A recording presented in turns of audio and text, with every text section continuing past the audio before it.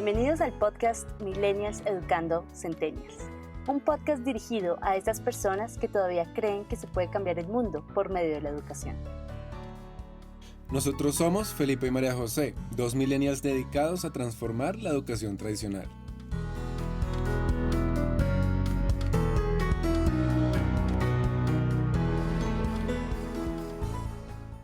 La huerta como ejercicio político y educativo.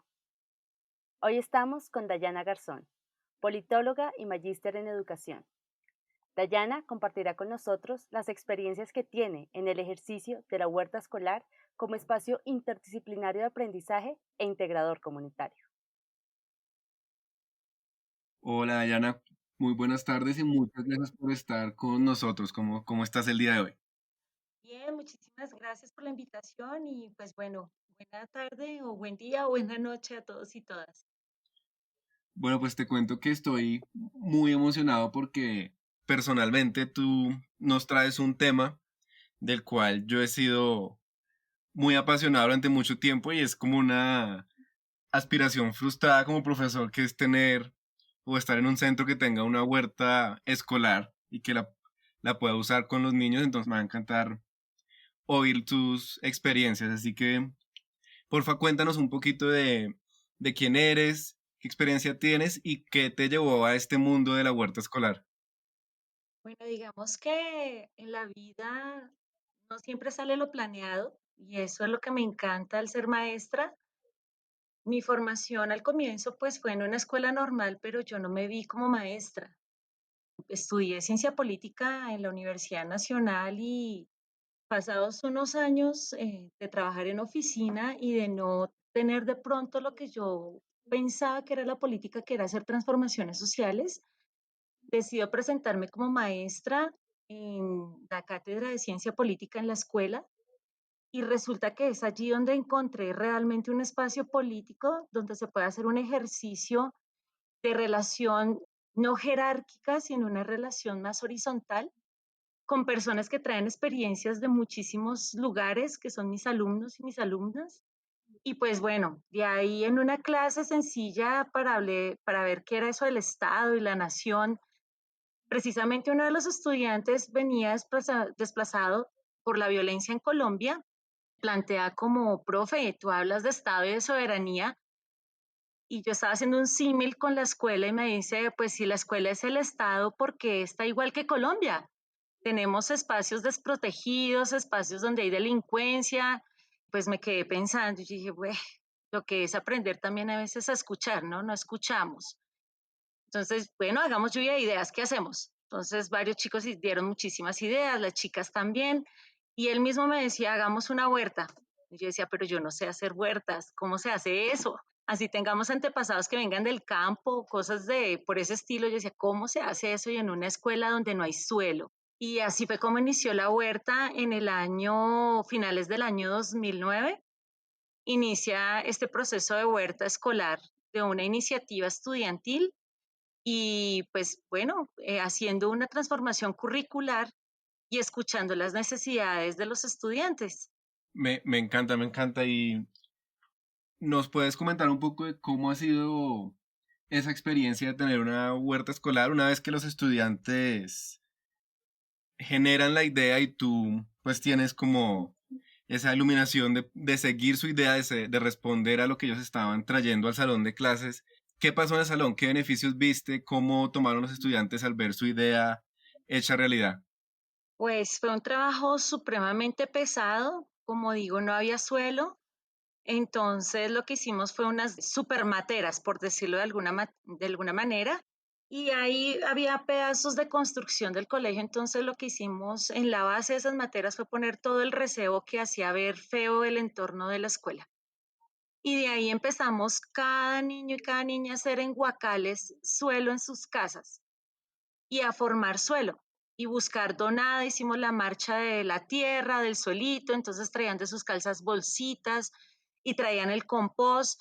Y esta, digamos que esa transformación de verlos en el hacer cosas, aportarle a su escuela, pues a ellos los llenó de alegría y a ellas yo creo que es una de las experiencias más gratas porque cuando hay reunión de exalumnos, exalumnas cuentan de cómo ha marcado la huerta escolar en sus vidas, no solamente en el proceso de conciencia ambiental o de protección, sino también la huerta ha atravesado tantos temas como el género, ha atravesado temas como el desplazamiento mismo forzado, como es que niños y niñas vienen de lo rural y sencillamente vienen de modelos educativos diferentes como escuelas nuevas y en las escuelas urbanas lo que dicen es que los niños no son capaces, que no pueden pasar las materias, las asignaturas, porque no hay esos espacios de acogida, de abrazo, de arrullo por parte de la escuela.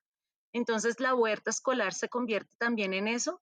El trabajo colectivo, así hacemos símil con las plantas, así como nosotros sembramos las lechugas al lado de las hierbabuenas para que intensifiquen su sabor, o ponemos plantas como la ruda para que se posen en ellas insectos que no queremos en las plantas y hacemos un trabajo colectivo y diferente en las plantas, con las plantas asimismo hacemos el trabajo dentro del aula y poder de pronto en el término cosificar, sí, cosificar esas experiencias y esos términos que se vuelven inalcanzables en la escuela y que son términos sociales, colectivos, comunitarios y políticos, hace que comprendan mejor la complejidad de su entorno, de su territorio y se vuelvan partícipes de su territorio y de su propio cuerpo, porque partimos del hecho de que su cuerpo es soberano, como es soberana la tierra, el suelo, y eso ha generado una transformación maravillosa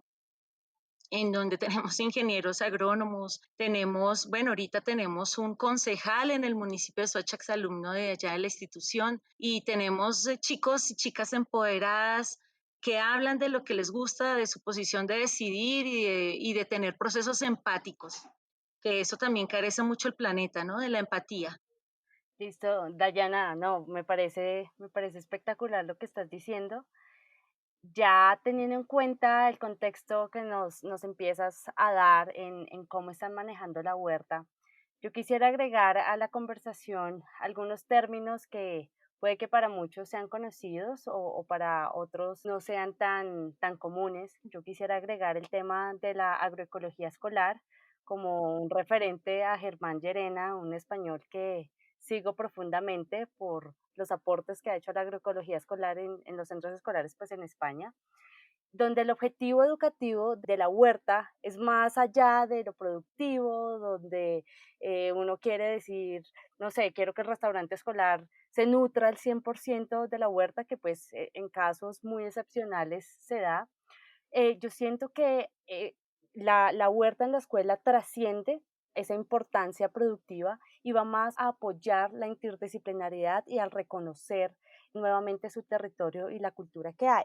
Pero quisiera preguntarte, cuando empiezan a hacer la huerta, cuando nace esta idea, para muchos profesores el sueño de hacer huerta es lejano, se entorpece. Quisiera que tú nos dieras un poquito más de contexto, qué edades, con qué edades estabas trabajando, quiénes fueron los que dijeron, bueno, vamos a traer lechugas porque crecen rápido, vamos a traer espinacas, es decir, cómo se empieza a tejer esa conversación para empezar a hacer realidad ese sueño de la huerta. Bueno, el proceso de construcción de la huerta escolar, yo creo que ha caminado entre tensiones y amores, así como a algunas compañeras, porque pues no sé cómo sería ahí, pero digamos que las mujeres maestras han apoyado más el proceso.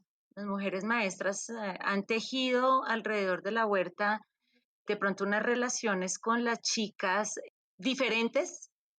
En la huerta no hay una diferencia de género a la hora de trabajar y hay círculos de la palabra dentro de la huerta, pero digamos que las maestras acogen muy bien la iniciativa, algunas maestras, pero las directivas que estaban en esa época en manos de algunos caballeros ven que la huerta de pronto desafía un poco el sistema, ¿sí? Entran con los zapatos sucios al aula, traen el uniforme que no debe ser para el día correspondiente, quieren estar por fuera de la jornada escolar en la huerta trabajando, entonces digamos que esas cosas disciplinares alteran un poco la dinámica de la escuela y genera esto un poco de tensión.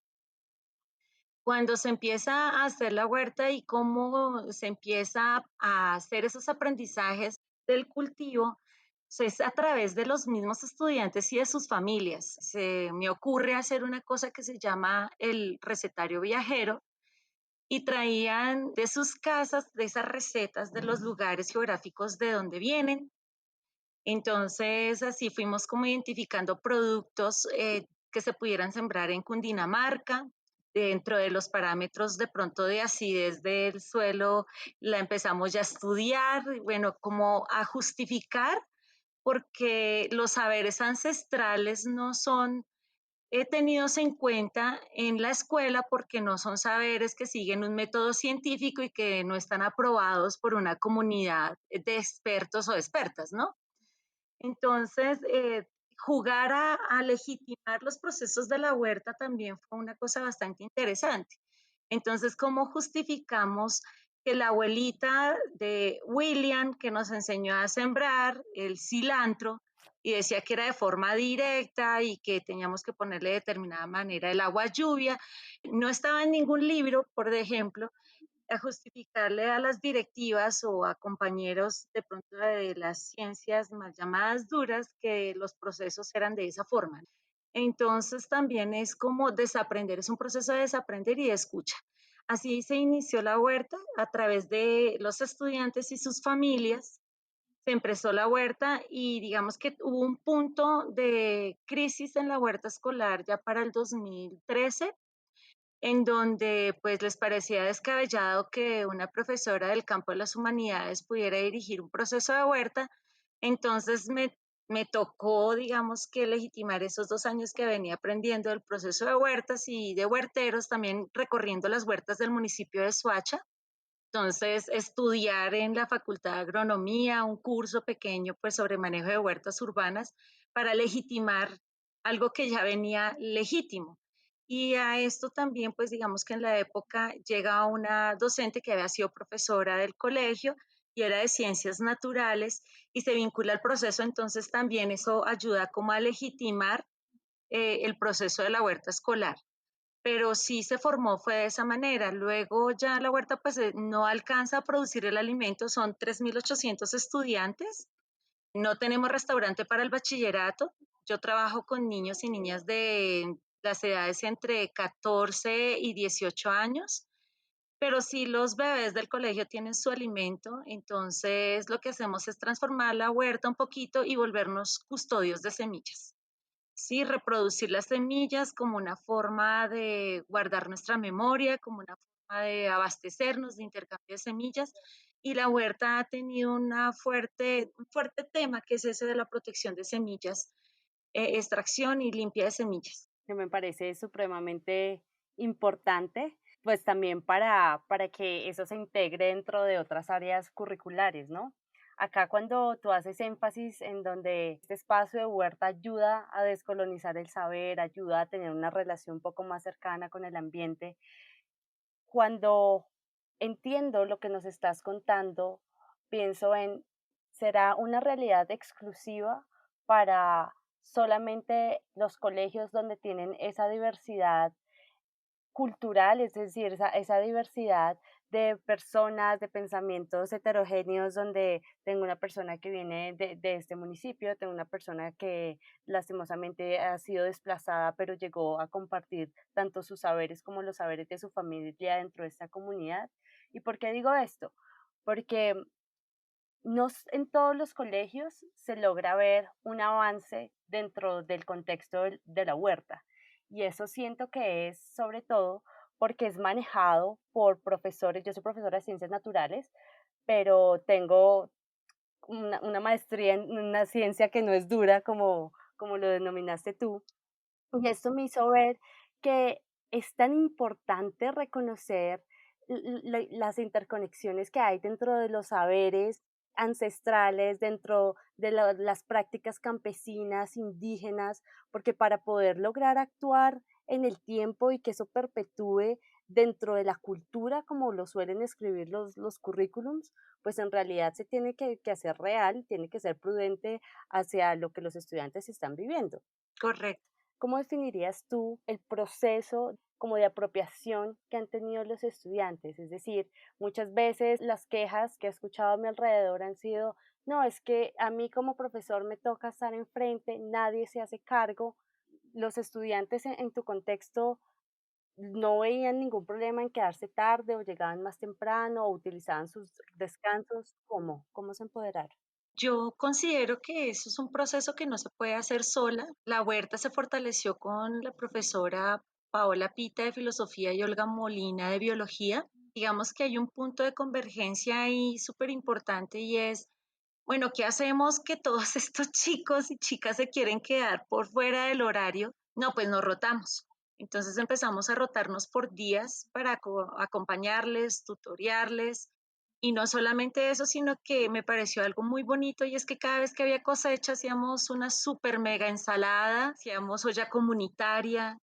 Entonces esos espacios de hacer el sancocho, de hacer el ajiaco alrededor de la comida, no solamente ver el proceso del crecimiento de las plantas, observar, analizar, contrastar, bueno, todo lo que tiene que ver con la escuela, sino también ese goce y ese disfrute, y no solamente tener una motivación, porque nosotras lo que hicimos al final, bueno, si ellos se quieren quedar, hagamos una negociación para horas de trabajo de servicio social, pero no era la motivación solamente de ese servicio social, sino que también partir es del deseo, ¿no?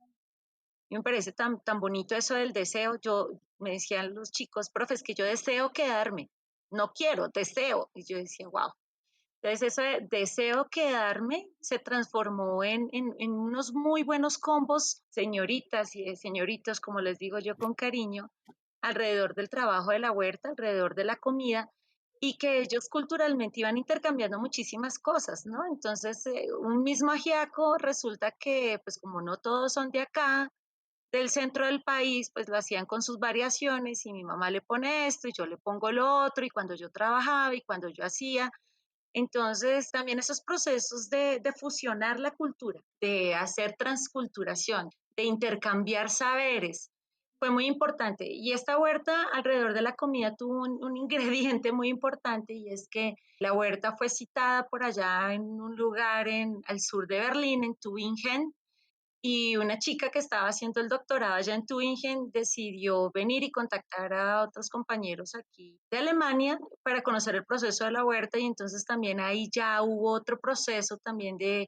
combinar las formas de cultivo de allá con las de acá y alrededor de la comida también era hacer un poco de análisis de quitar los estigmas tanto que tenemos con Alemania como los que se tienen con Colombia, pero todo esto ha surgido alrededor de la comida, de lo que yo te decía, el deseo. Y el deseo va más allá porque es el reconocimiento de que hay un otro y ese otro también se refleja en parte de lo que yo soy. ¿Cuánto tiempo lleva la huerta? La huerta cumple este año, a final de año, en octubre, 11 años. Un gran ejemplo.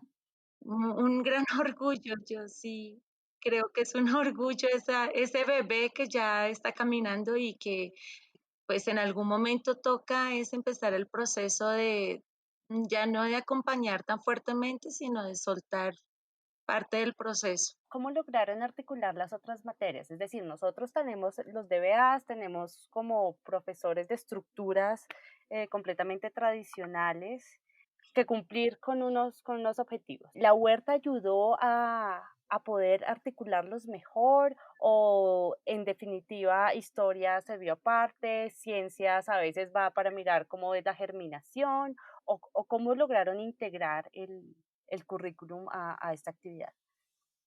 Yo creo que dentro de los procesos, bueno, sí ha sido difícil.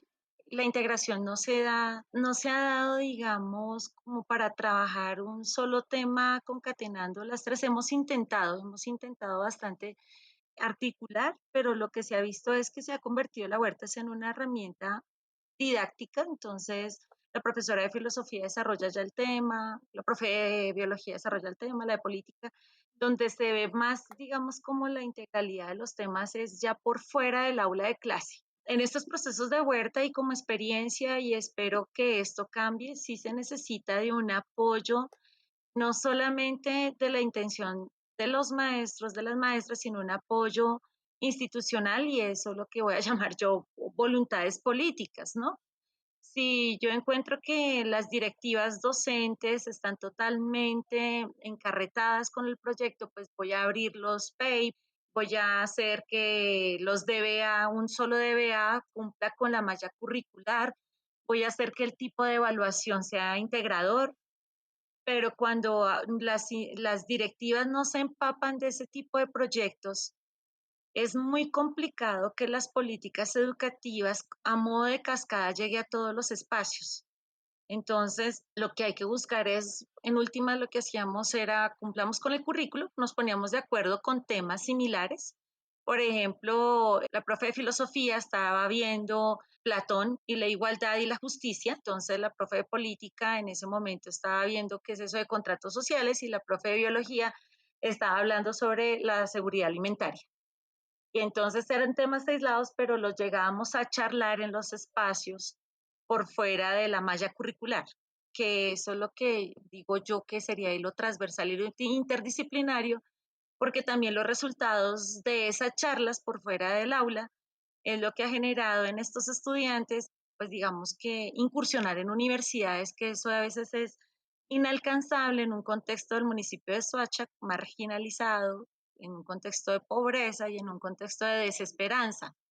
Entonces, esto ha ayudado y ha impulsado a que ellos puedan mirar también en la educación superior otro tipo de aprendizajes, gracias a esos procesos de charlas y de encuentros interdisciplinarios. A mí me encanta lo que estás diciendo. Yo tuve la oportunidad de trabajar con Deborah Meyer, que es una de las como grandes propulsoras de la educación democrática. Cuando te escucho hablar a ti es como si la escuchara hablar a ella, sobre todo por esa implementación que hicieron de la huerta. Yo creo que a uno le costaría un poco hacer esa conexión entre una huerta escolar y entre todos estos principios de educación democrática, de participación estudiantil, de cambio de currículo que tú nos estás mencionando.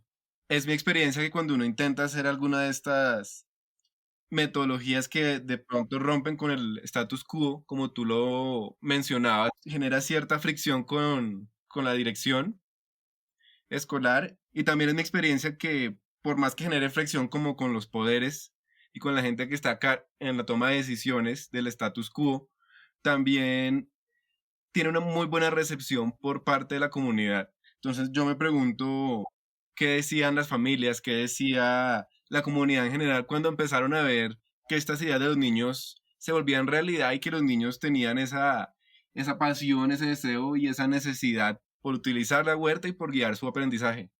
Yo pienso que eso es un buen reflejo de que las cosas se están haciendo bien. Cuando los padres de familia ingresaban a la huerta, aprovechábamos, por ejemplo, en las reuniones de padres y madres de familia, poderles hacer el recorrido por la huerta acompañados de sus hijos. Entonces, sus hijos eran los que explicaban los que estaban haciendo allá. Y a veces cuando estamos en el aula no mostramos los aprendizajes, sino en las escuelas públicas que nos dan libertad y autonomía en las aulas, a veces no hay tal, ¿no? A veces se siguen unos parámetros de voy a entregar el boletín y voy a dar el informe tal, pero no se evidencia el aprendizaje. Si un informe cuantitativo no demuestra un aprendizaje, pero cuando ya las familias recorrían la huerta y escuchaban cómo personas tímidas empezaban a hablar o cómo las profesoras estaban con botas de caucho metidas en el barro con los niños. Eso cambia una visión, eso cambia la escuela y eso hace que la huerta tenga un apoyo por parte de la comunidad educativa y pues que va generando también un cambio en las directivas institucionales. Claro que las directivas ahora también cambiaron y pues estamos otra vez en ese proceso de aprendizaje, pero las directivas cambian y cuando ya hay convocatorias como foros y cosas en donde las escuelas tienen que mostrar innovaciones pedagógicas, pues el colegio se agarra de la huerta.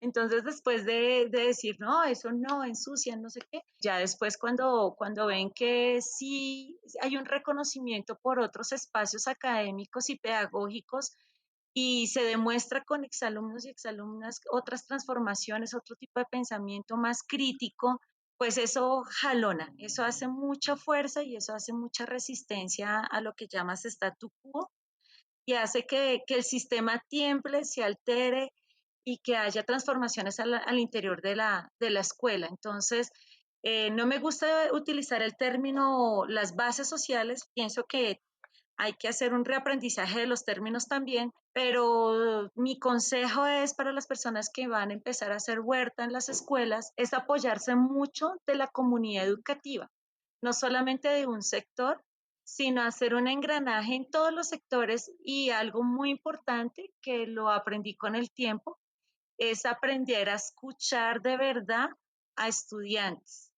No es solamente impartir la clase, sino que entender que los currículos son flexibles, que los currículos ocultos están ahí también y que eso también ayuda a los pensamientos emancipatorios y críticos dentro de la escuela. Estaba acá pensando cuando nos estabas hablando de la custodia de semillas, que es un proceso encaminado hacia la soberanía alimentaria muy bueno. Me gustaría que nos contaras un poco de esa experiencia. Entiendo que trabajas con chicos grandes.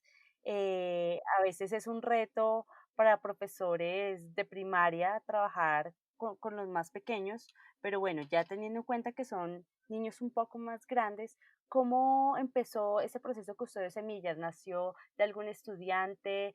¿Cómo se les hizo la reflexión de la falta de lógica que tiene uno en cubrir un recurso inanielable como lo es una semilla? Ah, total. Es que ya, digamos que mi cátedra gira muchísimo en torno ya a la huerta, entonces hay un tema muy importante dentro de la ciencia política en grado décimo, que es el contexto colombiano. Entonces hacemos un análisis de Colombia en la edad contemporánea y cuando analizamos la edad contemporánea, pues vamos a ver las reformas agrarias. Vamos a ver lo que es la importancia del café en los procesos de importación, exportación de productos en Colombia, el intercambio de productos, y pues lo vinculo muchísimo con una cosa que es la integración. Entonces, los procesos de integración de los pueblos latinoamericanos. Socorro Ramírez, profesora de la Nacional, dice que las fronteras no dividen, sino que las fronteras unen. Entonces, al entender este tipo de contextos diferentes, hablamos de la soberanía no solamente entendida dentro de un territorio como Estado, sino la soberanía sobre nuestras culturas, sobre nuestros cuerpos, sobre nuestras ideas, y eso conlleva hacia nuestras semillas. Entonces, por ejemplo, al sur de Colombia, las comunidades de los pastos, que es Pasto y el norte de Ecuador, tienen más en común que las capitales que son Quito y Bogotá. Entonces, al entender estas complejidades territoriales, lo que hacemos referencia es que en esas identidades y en esas soberanías también reposa la memoria. Y qué mejor que tener esa símil con las semillas.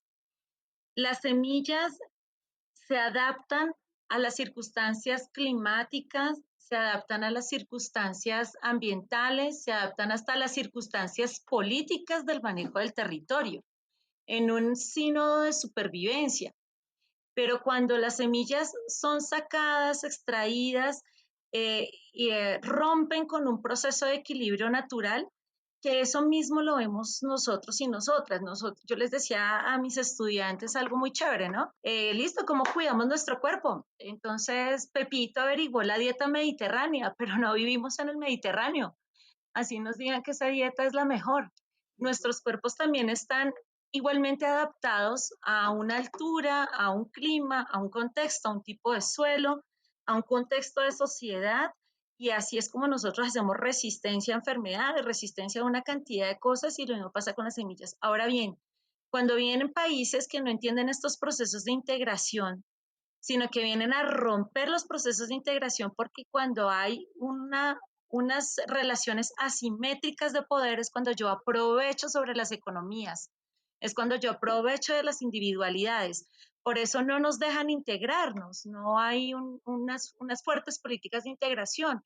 Lo mismo pasa con las semillas. Si se rompen, individualizan, pues no hay un proceso totalmente de soberanía sobre el cuidado de nuestro entorno. El proceso de custodiar las semillas nace precisamente desde eso, de una construcción política de la integración y de la soberanía.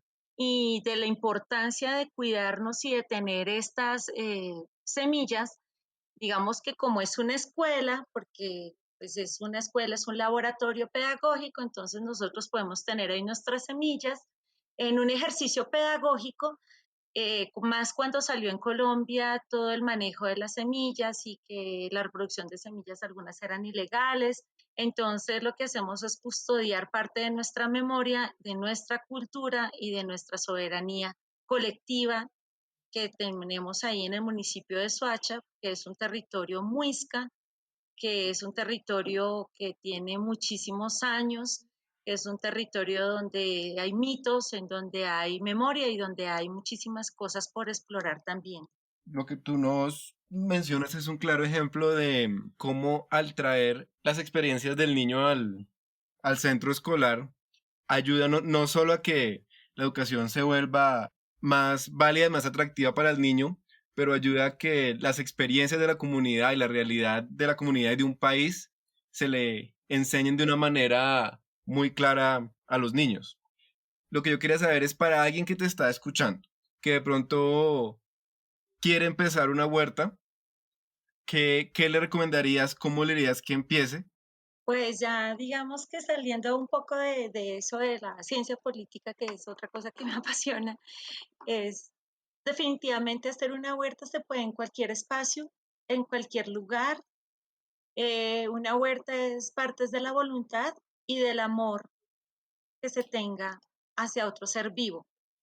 Entonces, en una escuela no nos sirve de nada enseñar todo lo que enseñamos si no reforzamos esos principios de humanidad en los estudiantes. Y qué mejor que hacer una huerta escolar. ¿Cómo empezamos?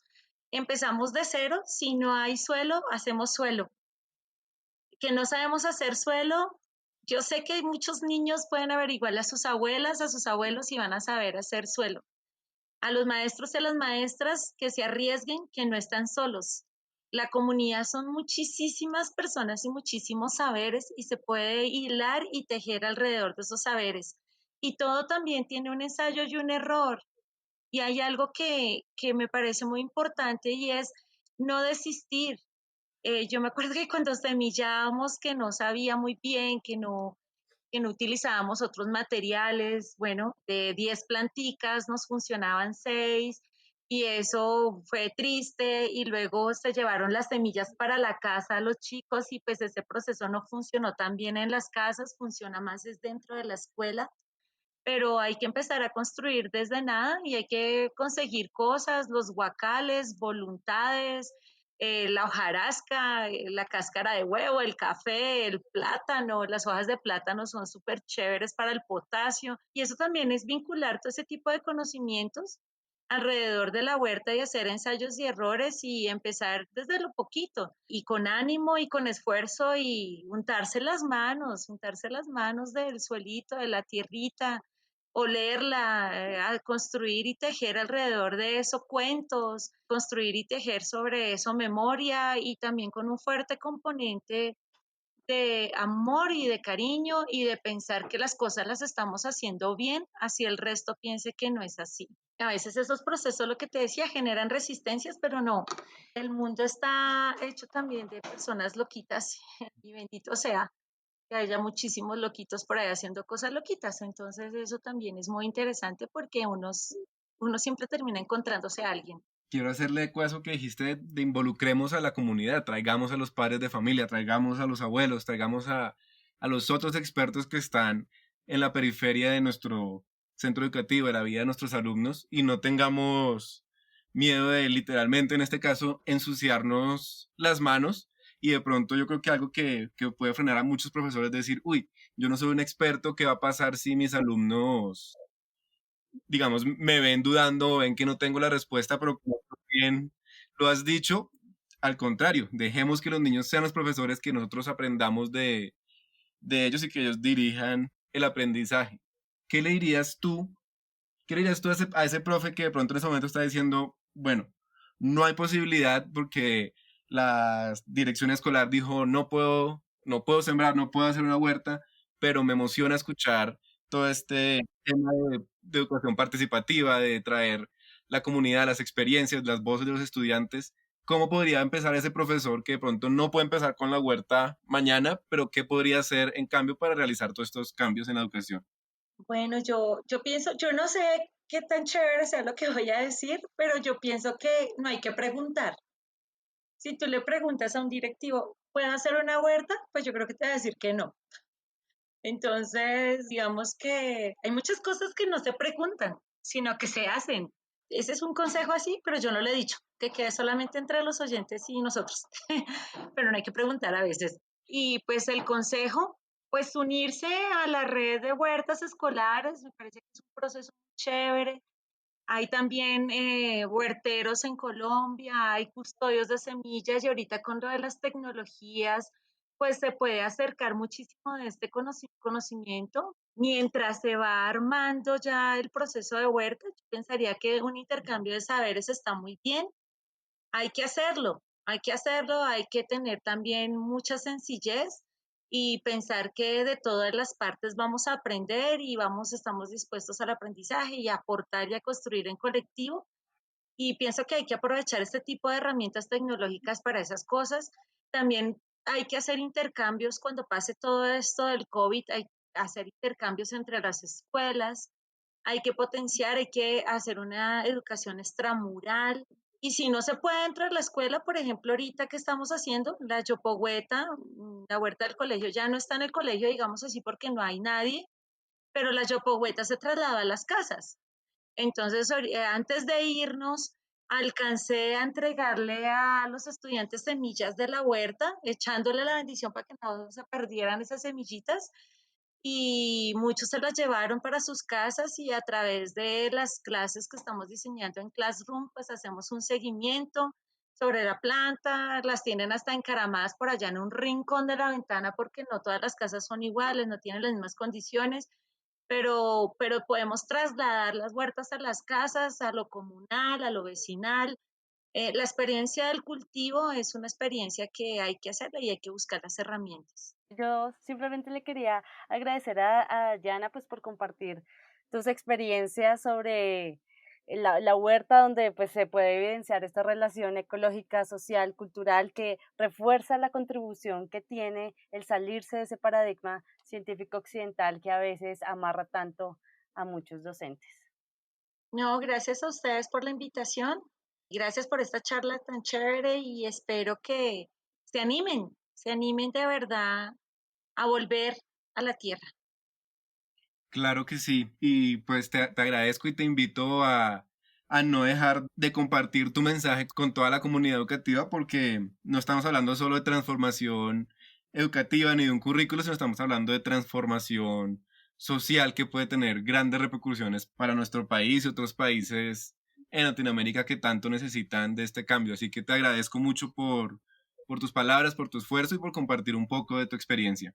Vale, Felipe, María José, muchísimas gracias, un abrazo y bueno, que sigan con esta iniciativa de intercambio de saberes. Estaremos ahí también atentísimas a todas estas iniciativas. Un abrazo y muchas gracias. La huerta escolar es una de las muchas ideas que están transformando la educación. Te invitamos a aprender más de esta y muchas otras más siguiéndonos en nuestras redes sociales.